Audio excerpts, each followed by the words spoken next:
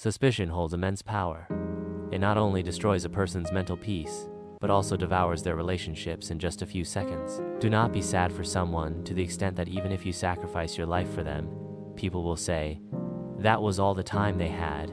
Remember, it is not the paths, but the attitudes of people that create distances and separations. It takes a little patience, and then Allah's justice begins. Even those who do not fear the consequences of their actions think 1,000 times before doing harm to someone. People will not come to you when you are alone, but they will come when they themselves are alone. I wish relationships also had some guarantee, so a person could know how long they could stay together happily. O son of Adam, do not trust the lines on your hands, but trust the one who created those lines. If you take everything to heart, you will always be crying. Learn to adapt to people as they are. Sitting and crying in a place where no one except Allah sees your tears brings immense peace to the heart. A person who plays double roles eventually becomes incapable of playing even a single role.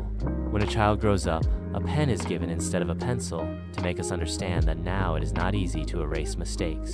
If there were no mirrors, we would surely have been beautiful at some point. Plant mint in your home, and after washing the dishes, place them upside down.